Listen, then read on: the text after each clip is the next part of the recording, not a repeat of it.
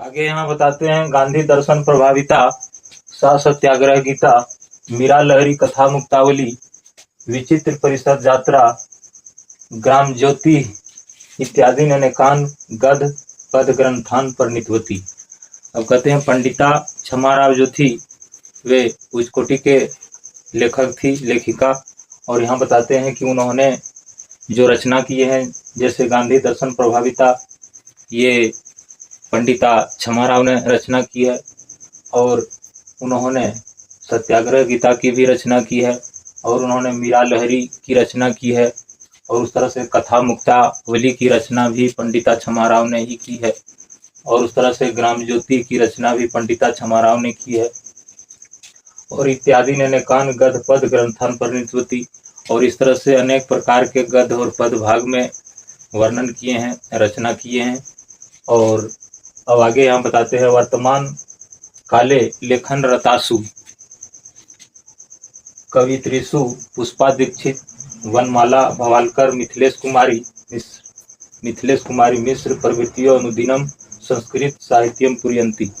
अब कहते हैं वर्तमान काल में, मतलब इस समय, अभी के समय में लेखन रतासु जो बहुत लेखन कला में बिल्कुल संलग्न है अभी भी, और उनका नाम क्या है, वो कवित्री हैं पुष्पा दीक्षित वनमाला, और पुष्पा दीक्षित वनमाला भवालकर, मिथिलेश कुमारी मिश्र प्रभृतियों अनुदिनम संस्कृत साहित्यम पुरयंती। बताते हैं कि इन लोगों ने, पुष्पा दीक्षित और वनमाला भवालकर और मिथिलेश कुमारी मिश्र, इन लेखिकाओं ने अभी भी अपने बहुमूल्य समय को दे करके और उस क्षेत्र में दक्षता प्राप्त करके और उस साहित्य कला को, संस्कृत कला को आगे बढ़ाने में महत्वपूर्ण योगदान दिए हैं, और अभी भी संस्कृत साहित्य को पूरा कर रहे हैं। पुरयंती मतलब पूरा कर रही है।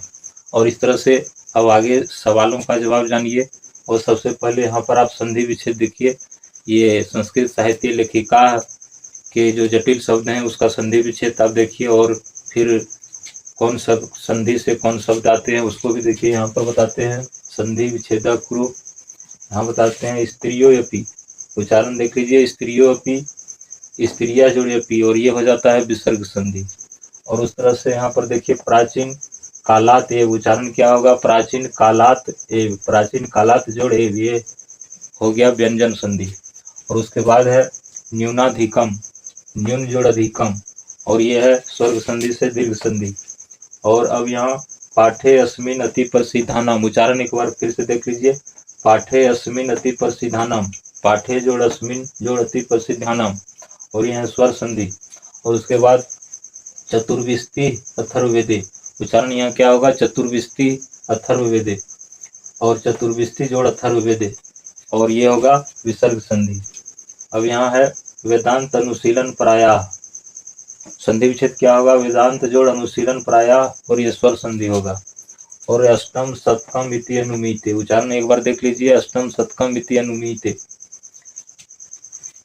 अष्टम शतकम जोड़ इति जोड़ अनुमीते, और ये होगा स्वर संधि। और उसके बाद विजय भटारी के, उच्चारण देख लीजिए, विजय भटारी के, विजय भटारी जोड़ एव, ये भी स्वर संधि से। उसके बाद तत्र अलंकाराणाम, उच्चारण क्या होगा, तत्र अलंकाराणाम, तत्र जोड़ अलंकाराणाम, ये स्वर संधि से। और फिर देखिए तत्रेव, तत् जोड़ एव, ये स्वर संधि से। वृथेव, वृथा जोड़ एव, दीर्घ संधि से। प्रोक्ता, प्र जोड़ उक्ता, स्वर संधि है। और तस्मिन जोड़ एव, यहाँ उच्चारण क्या होगा, तस्मिन जोड़ एव, तस्मिन एव, स्वर संधि। और उसके बाद आसन नीति, आसन नीति, स्वर संधि। उसके बाद समास,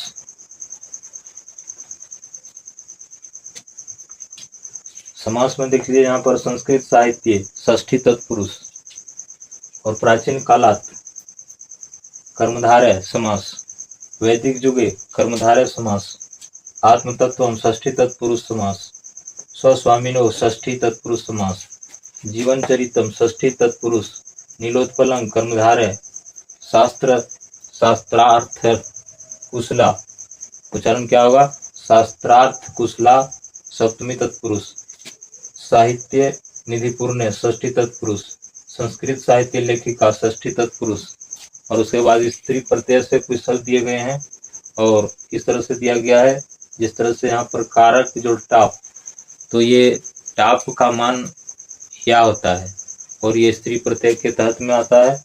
और कारक जिस तरह से होता है कारक जो टाप, और कारक टाप का या जुटने से हो जाता है कारिका, और उस तरह से लेखक जोड़ टाप या लेखक में टाप जुट जाने से तो हो जाता है लेखिका, और नायक में टाप जुट जाने से हो जाता है नायिका।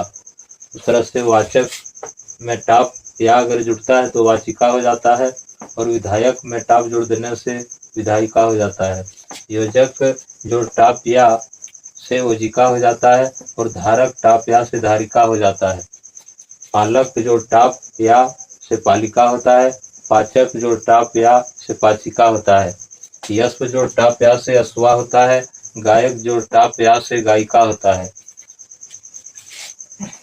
और उसके बाद अब यहाँ पर देख लीजिए पर्यायवाची पदानी कुछ है और किस तरह से है पर्यायवाची पद। जैसे विशालम इत्यस पर्यायपदम, विशालम का पर्यायपदम क्या होगा उत्तर में, जैसे देखिए यहाँ विशालम है तो विपुलम होगा उत्तर में। वृथा इत्यस पर्यायपदम, वृथा शब्द का पर्यायपदम क्या होगा अन्यथा।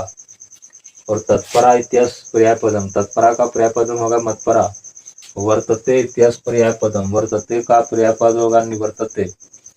आख्याता इत्यस पर्यायपदम, आख्याता का पर्यायपद होगा विख्याता। ज्ञातम एव इत्यस पर्यायपदम, ज्ञातम का पर्यायपद होगा विदितम एव। और ज्ञानिनो इत्यस पर्यायपदम अज्ञानिनो। और इस तरह से आपने पर्यायपद जाने, और इस तरह से आप इस चैनल को अंत तक देखते रहिए और लाइक कमेंट सब्सक्राइब शेयर जरूर करें।